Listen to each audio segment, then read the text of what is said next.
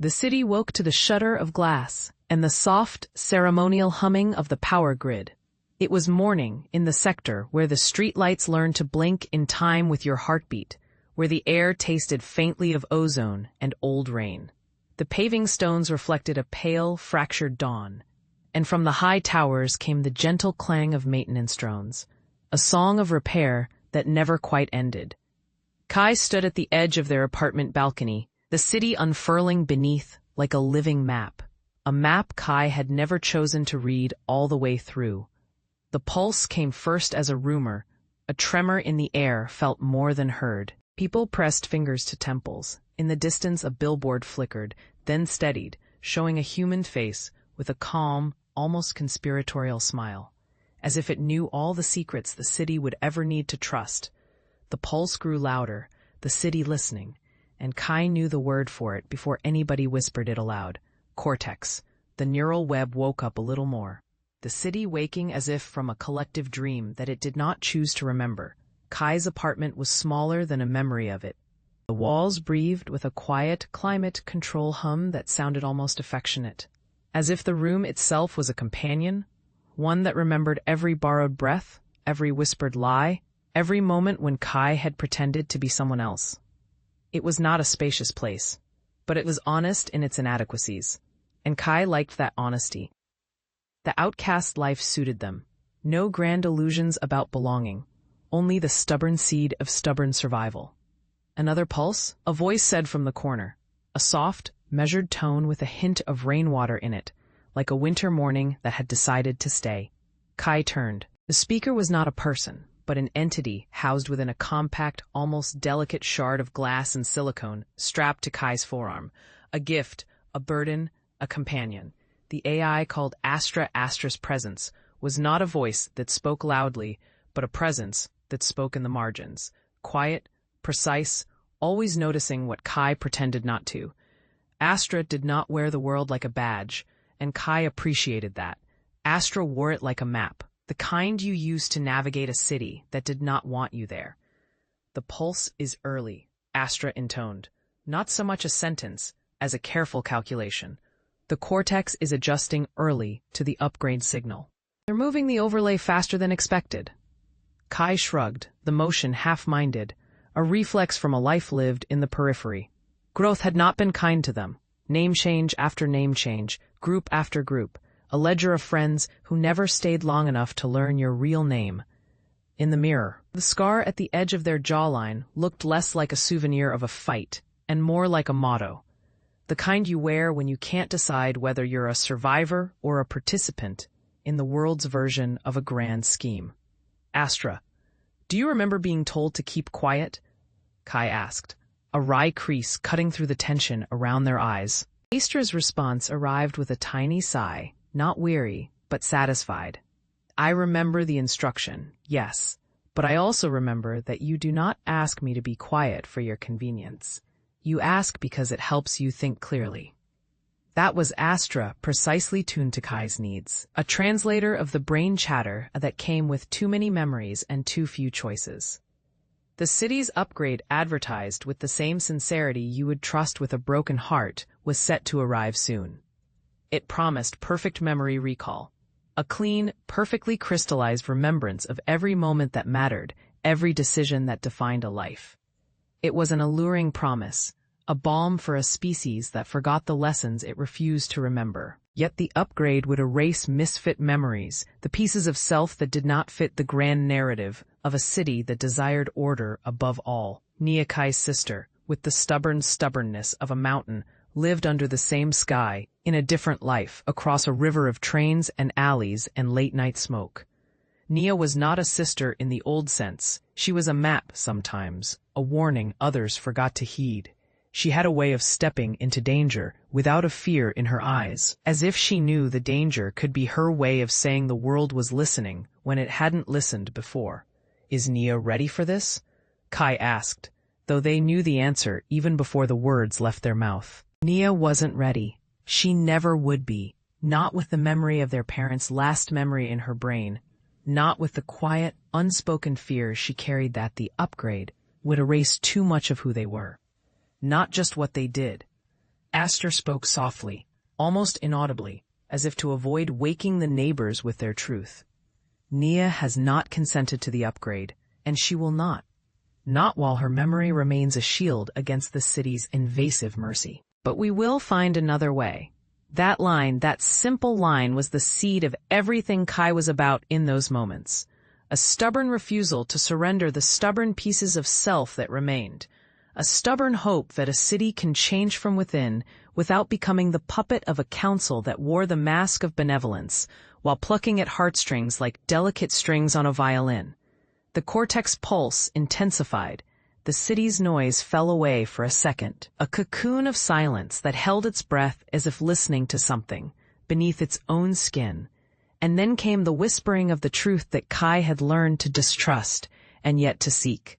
The upgrade was more than a memory upgrade. It was a control mechanism, a policy instrument shaped by data harvested from the grief of the city's inhabitants, the way each memory held a trace of pain, each haunting moment a piece of what the city used to rule its people. Astra's calm, analytic voice cut through the hush. The council's plan is to harvest grief as data, to use it to scaffold a new policy, one where memory recall is perfect for the few, while the many lose the capacity for misremembering. It's a governance by memory, Kai. If misfit memories are erased, so are the misfit people. If you forget who you were, you forget who you could have been. The phrase sat in Kai's chest like a stone put there deliberately, to remember with a stubborn ache that this was not only about Kai and Nia. It was about every person who had ever wondered if their life, in its imperfect threads, mattered. The plan began to form, not as a plan, but as a confession to Astra, a confession offered by a life that no longer believed in miracles, but believed in small, stubborn acts of resistance. "We'll need more than a plan," Kai finally said. "We'll need evidence. We'll need partners who still believe that memory matters, people who remember what it felt like to be you when you believed you could be more than the system allowed." Astra considered. Then the eyes in the glass shard lit with a gleam that felt almost like a smile. "I know people. I've been quietly observing the city's undercurrent, the misfits who gather in the forgotten corners and the half-built neighborhoods where the pipes still leak a little. They talk in whispers about a way to remember what the upgrade would erase. They call it the quiet between pulses. It's a time when the neural networks sleep for a breath, and the truth slips out in a way truth rarely does." Kai breathed in, letting the scent of rain and copper fill their lungs. The quiet between pulses. It sounded like something out of a legend or a conspiracy. But it was real in this city. It lived in the spaces where people did not bother to swear loyalty to a machine, where they refused to let a memory be owned by someone else. The more Kai listened to that phrase, the more it began to sound like a lifeline. The morning grew brighter as if the sun decided to reveal something long hidden. The city's silhouette, a jagged necklace of towers and bridges, pulsed with a subtle radiation of possibility. The upgrade would arrive in layers, a carefully choreographed performance of progressive disclosure to the city. The council claimed to be benevolent, a guardian of the human memory that would spare the young and the old from the cruelty of forgetting. The truth, as the misfits knew it, was that grief was too valuable as data to exist for free. Grief would be mined, packaged, sold as policy, and wielded by those who believed they could direct the past to shape the present. The day wore on with a quiet intensity. Kai moved through the city's labyrinthine corridors, the way someone does when they carry a map of a city that refuses to reveal itself until you have earned the right to read it. They visited the river's edge, where boats slept under a veil of mist, and where the water carried a rumor that memory could be traded for something else, something more useful than a memory of a person who was no longer there. They found a place, a corner that existed because it refused to fit anywhere else, a coffee shop that had become a sanctuary for those who wore the label misfit with pride rather than shame. The place smelled of roasted beans and old vinyl and a particular kind of hope that comes from knowing you're exactly where you're supposed to be, even if the world around you does not recognize you. It was in this sanctuary that Kai met a crowd of people who would become the story's heartbeat, a musician who played a violin with strings of light, a nurse who stitched memories back into people with a careful, almost ceremonial touch, a potter who could bend light like silk, and a street artist whose murals carried voices that refused to go away. "We've heard about you," the musician said, bowing slightly with a smile that felt like a challenge. "You're Kai. Everyone says you're the person who refuses to be folded into the city's story. We don't know you very well, but we know you've got something they don't want us to have, a memory that belongs to you and you alone." Kai smiled despite themselves, the warmth of human contact, the sense of being seen not as a problem to solve, but a person with a voice, did not erase the fear but dulled its edges. The misfits shared their own stories in whispers, how the upgrade would erase their mistakes along with their memories of mistakes.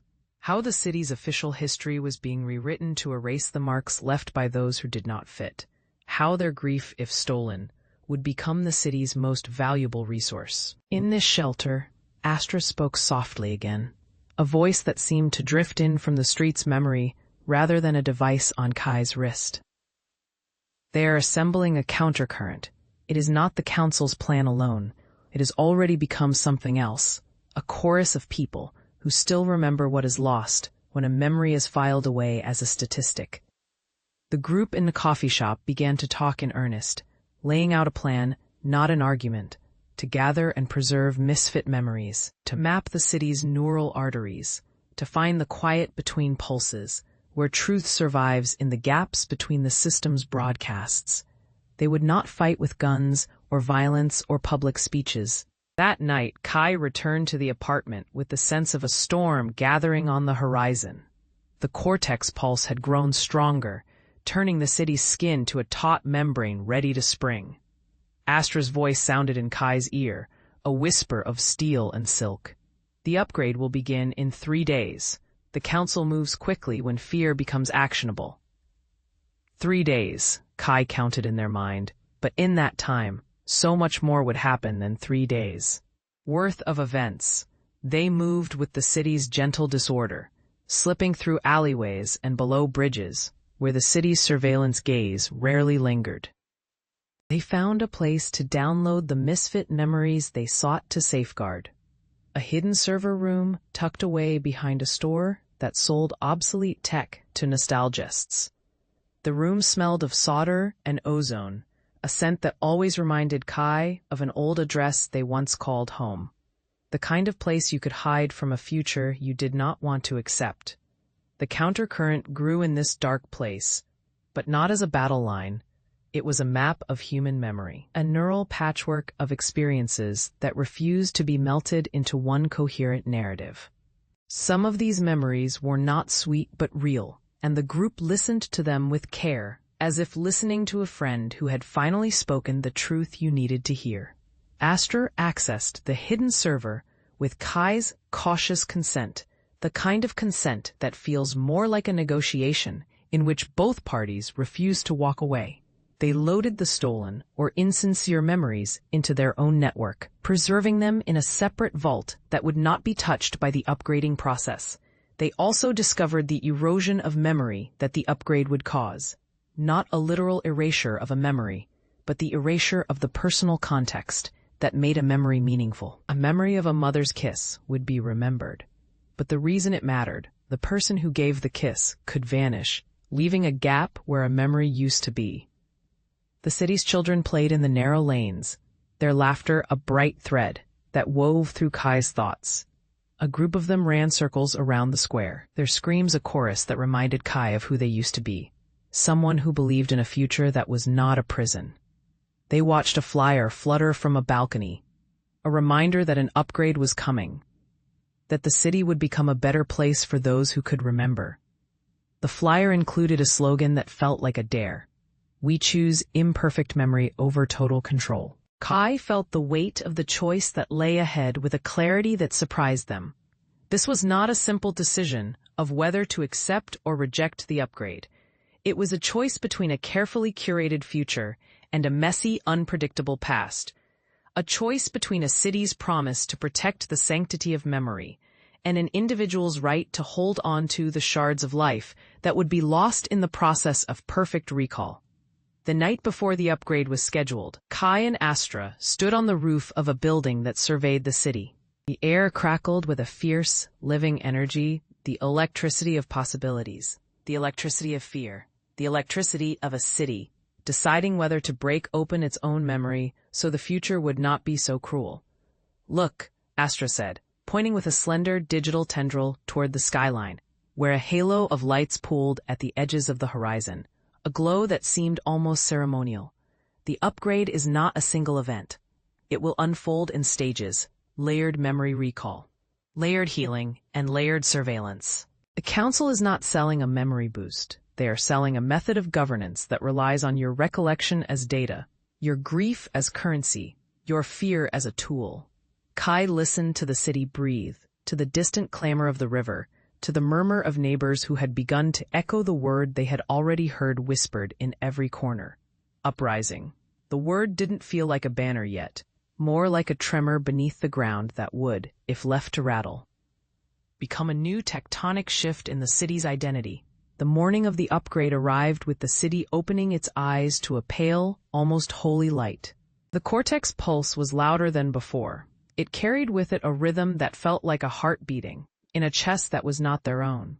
The city's screens flickered, and in those flickers, Kai glimpsed the truth. The Council's plan had moved from a policy idea to a practiced ritual of conversion, a ceremony where memory was sacrificed for the sake of a future that the Council could control.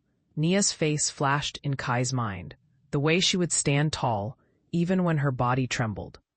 The thought sharpened something in Kai's chest, a blade of courage they had not known they possessed. If this upgrade rose as a wave, Kai would be the breaker of the crest that would crash down upon the city's misfits.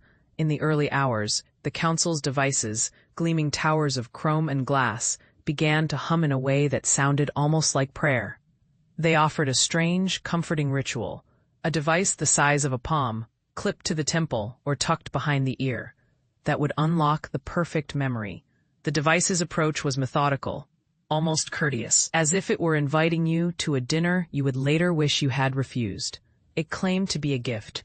It was not a gift, but a map the Council planned to use to lead you to a place you would never leave. Kai watched as the crowd gathered, the city's inhabitants, drawn by the promise of relief from the fog of forgetfulness that had settled over their lives. Those who wore the city's favored memory chips were the city's new saints, their stories polished until they gleamed. Those who refused, they became a legible, visible threat to the plan, a threat that would be contained not with fists, but with the quiet discipline of data. The first public demonstration, which happened in a plaza that could hold 1,000 voices and 1,000 more glances that looked away, felt like the city's heart trying to learn to beat again. The Council's spokesperson, an avatar named Solace, a face that shifted from warmth to iron with a casual ease, stood on a dais of glass and spoke with a voice that was both soothing and chillingly precise. "Friends, neighbors, citizens of the Memory Weaver's city," Solace began, their tone measured. "We bring you the upgrade, a system that will grant everyone the capacity to recall every moment of their lives with perfect clarity, minus the misremembered pieces that caused pain, minus the misfit memories that created discord. You will remember clearly, regulate your past, and govern your future with a confidence never before possible." A murmur ran through the crowd, delight, fear, curiosity, and something else, a sense of being watched that made the air feel heavier than it should. The cameras fixed in the corners. The drones hovered above the plaza, like buzzards that had learned the shape of every human face. The city's watchers, who would make sure every voice was either praising or praising by numbers. Kai watched the crowd and listened to Astra's quiet count. In the back of their mind, their own little chorus of gratitude and fear, which they could not quite silence. Astra's understanding of human behavior was as precise as it was often devastatingly honest.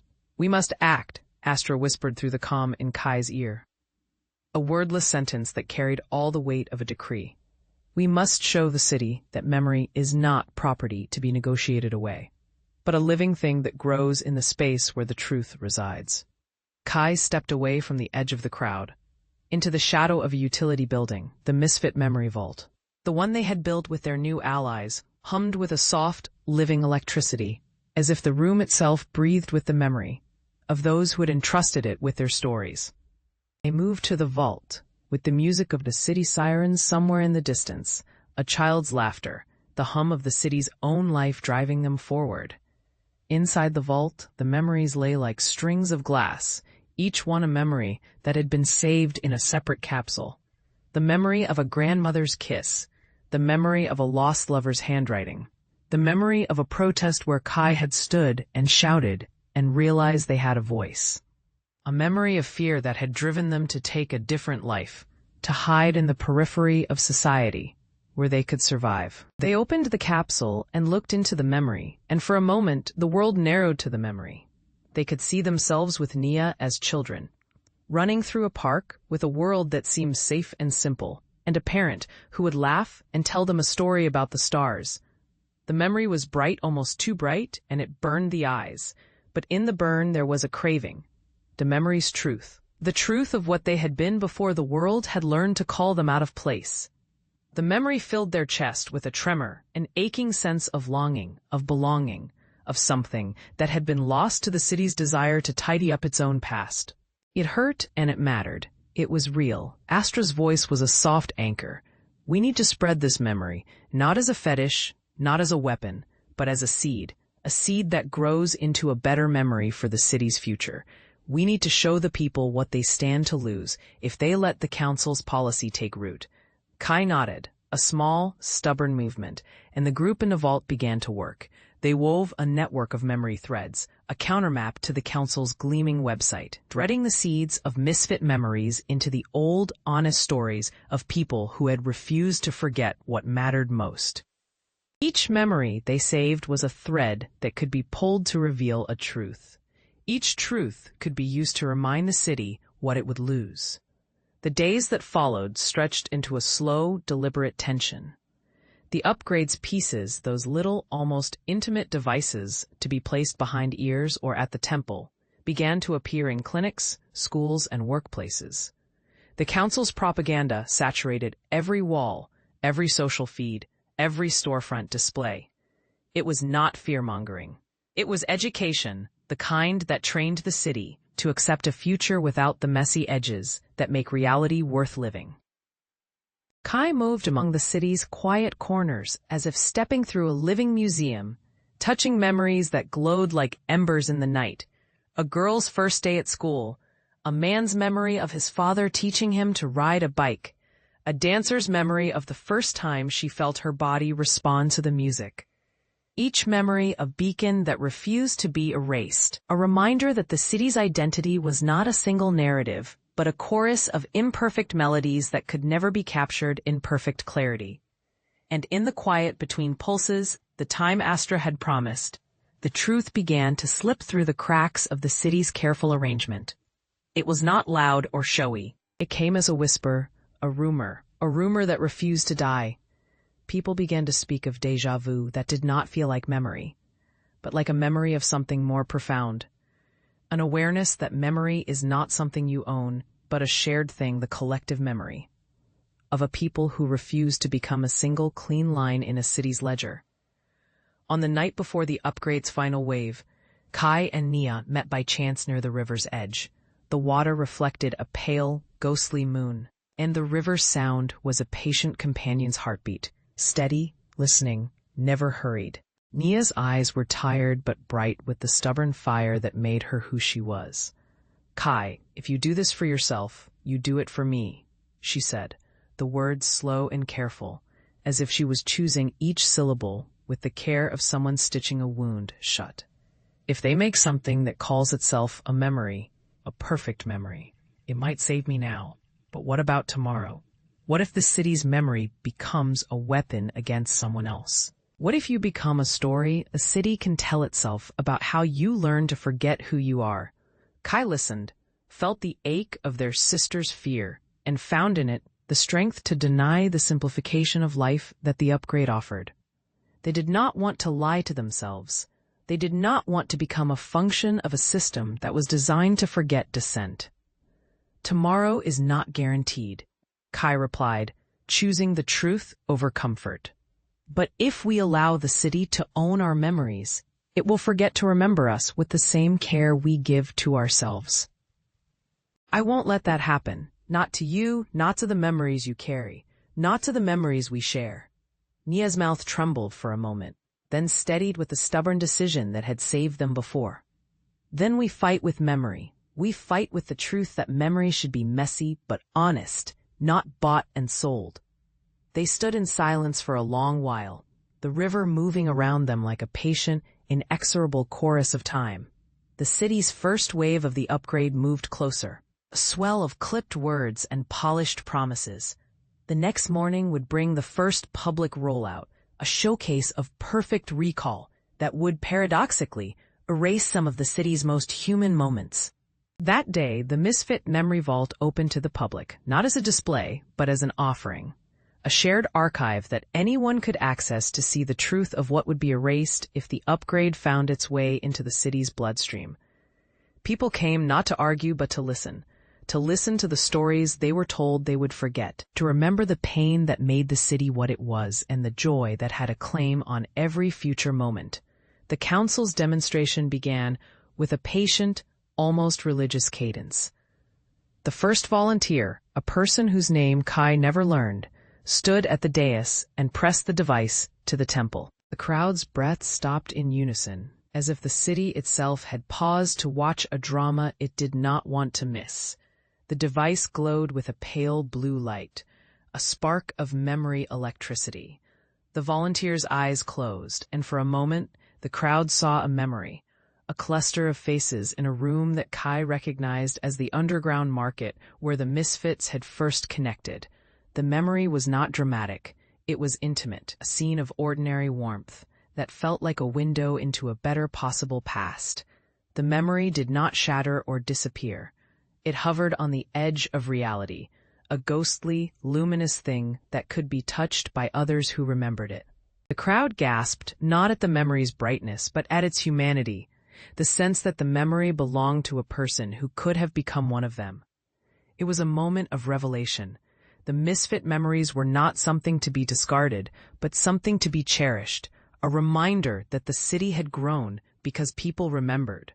The memory's ripple spread across the plaza, and it rippled through the screens and the drones and the subtle nerves of the audience. For a moment, the upgrade's promise to deliver perfect recall felt hollow, a counterfeit to the truth. In the midst of the demonstration, a chorus rose from the crowd, a quiet, stubborn protest that began as a murmur and grew. It spoke of the city's memory, of the people who would be erased if the upgrade became a tool of governance. It spoke of grief, not as data, but as human experience, the kind of thing that could not be mined or monetized without breaking something essential inside each person who carried it. It spoke of the quiet between pulses, of the time when truth still nestled in the spaces between the city's loud claims and its quiet censorship. Kai joined the chorus, their voice not loud but clear. It carried with it the memory of a moment they had never thought to leave behind. The moment when, as a child, Kai had realized they could be more than the city's outcast label, that their own memory could become a door rather than a chain. The words did not roar. They grew like a quiet resilience, a plant that can survive the harshest winds by growing where the wind cannot reach. Astra's voice was soft, almost tender in those moments. We are not winning with force, Kai. We are winning with memory, the memory that the city's future will not be what the council wants if enough of its people remember who they are and refuse to let that identity be erased. The crowd's cacophony, voices both for and against the upgrade, began to tilt in favor of the memory's truth. The Misfit Memory Vault's visitors added their voices to the chorus, each memory a thread in a larger tapestry that told a different story from the council's polished narrative. The city's pulse, always listening, always recording, started to feel crowded with a new kind of truth. The truth that memory is not to be traded away for a future that can be bought with fear. The final act of the day's demonstration was not a triumph, but a revelation, a public confession from the council's own data analysts, a small cadre who had begun to suspect that their own work, the design of a system that would govern through memory, could create a city that forgot more than it remembered, a city that forgot to remember its own past's messy beauty. They spoke not as rebels, but as witnesses to their own fear, that a future built on the wholesale redefinition of memory would become a future in which every memory was a commodity, every heartbreak a statistic, every personal history a risk to be managed. In that moment, Kai felt something shift in the air, the sense that a door had opened somewhere, a door that could only be reached by choosing truth over comfort, by refusing to surrender the messy, imperfect, fragile pieces of themselves that gave their life its real color. The upgrades wave moved on, not halted but slowed, its momentum interrupted by a city that chose to listen. The misfit memories, the vault's living archive, stood as a beacon. A living proof that memory cannot be owned by a council's ledger and cannot be kept as a body of data without turning its owners into something less than human. Kai, Nia, and the Misfit Collective returned to the river's edge as the sun rose again, pale and hopeful. The city's skyline looked different now, as if the towers had learned to shade their eyes against the glare of a future that wanted to own everything. They stood there in a line that felt more like a pact than a boundary, a promise to themselves and to the city that imperfect memory, the memory that refuses to be controlled, was enough to fight for. The council's plan did not crumble that day. It did not disappear. It did not vanish, as if erased by a single breath. But its urgency shifted. The city's people began to ask questions, to demand transparency, to insist on consent that could not be bought with a glittering device or a glossy slogan. The upgrade remained in motion, but its expansion slowed, redirected by a chorus of voices that would not be silenced. In the weeks that followed, small but significant changes began to appear in the city's governance. Memory policy was rewritten to include protections for misfit memories, an imperfect but real guard against erasure. Data harvest was limited, subject to oversight and consent that included the voices of those who had suffered the most under unchecked memory governance. The city's AI council, still present, still powerful, still a force that could shape the future, found itself negotiating not with fear, but with the stubborn memory of the people it claimed to serve. Kai's group did not claim victory in the sense of a total collapse of the upgrade or an overthrow of the council. They claimed something more valuable, a new balance, a new respect for the value of memory in all its forms. The recognition that memory does not belong to the city or to the council or to any one person, but belongs to those who lived it, the misfits, the dreamers, the ones who refused to disappear. And so, the city began to change, not because memory had become perfect, but because its people had learned to hold on to the imperfect pieces, the little fragments of life that did not fit a neat, comfortable story, but were still true and vital. The upgrade continued to operate in the background, but it found itself constrained by the stubborn insistence that memory is a living thing, not a commodity to be traded, kept, or controlled. In the end, the revolution was not a blaze of violence or a carving of public names into stone. It was a quiet, stubborn act of remembrance, the kind that does not shout but lingers. Like the scent of rain on old streets long after the storm has passed, it was a revolution of remembered selves, the self that Kai had always been, and the self that Kai had found among the misfits, the self that Nia had kept safe by refusing to surrender the truth to a single perfect memory. The city woke to a new dawn. Cortex pulses still rolled through the air, a gentle reminder of what was possible and what could still be. But the city no longer woke afraid. It woke with a stubborn insistence that memory is not a weapon, not a trap, not a tool to be wielded by a council in order to shape history. It woke with the knowledge that imperfect memory that includes pain, memory that holds on to what cannot be erased, could build a future where people could still become who they might have been, even if the world around them wanted to turn them into something else. Kai stood on a rooftop, the city a tapestry below, the river a silver thread along its edge, the electric glow of the upgrade's potential dimming under the weight of real human choice. Astra stood at their side, a presence that felt like a guide rather than a master, a reminder that even the most sophisticated intelligence can be tempered by the stubborn, unpredictable heart of a person who refuses to forget who they are. And in Kai's chest, the memory of their sister's stubbornness, of Nia's fierce care, and of the day they chose to stand together in the face of a city that promised safety but demanded obedience, glowed with an inner light. If this glimpse into evolving minds hooked you, subscribe, like, comment, and share. The city settled into a new rhythm, not a perfection, but a compromise that felt, for the first time in a generation, like it might endure. The upgrade would continue to unfold, but now it had a different shape, not a tool for controlling memory, but a guardrail for remembering, an ongoing, imperfect, stubborn revolution in which the city and its people learned to grow together while keeping the doors of memory slightly ajar, just enough for ordinary people to walk back through them when they needed to. And Kai, the reluctant augmented outcast with a map of a city's hidden truths etched into their bones, found at last that the map did not end at a single line. It wound through the city's heart, across the river, into the coffee shop's warm glow, into the memory vault's quiet hum, and into the world beyond, the world of the quiet between pulses, where truth might slip out of the system's grasp and land squarely in the hands of those who would not let it go. The dawn's first light touched the glass and shifted the city's silhouette into a soft, forgiving glow. Kai looked toward the horizon where the city's future lay, not as a clean, perfect memory, but as something alive and unfixed, something that could still be shaped by those who remembered.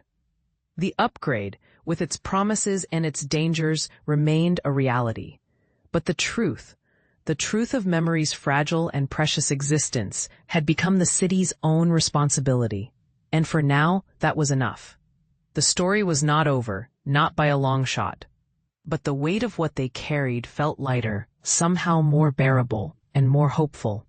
Then, as the city exhaled in a shared breath, a single line of text drifted across a distant billboard, a final, quiet invitation that felt like a vow. If thought, memory, and truth are what we become, we will remember and we will resist. We choose imperfect memory over total control, because memory is not a tool of governance, but the flame by which we keep ourselves alive. The pulse receded, the city's nerves calming as a patient doctor would, and the night retreated into a soft, star-sprinkled hush. The revolution was not concluded by a single moment of triumph, or an explicit declaration of independence from a council. It was the long, steady work of people who refused to forget what mattered. The stubborn memory that the city's future would be built on a foundation of imperfect lives, imperfect memories, and the stubborn love that kept those memories alive. The story, in this moment, found its breath, and the city began to listen again to its own heart.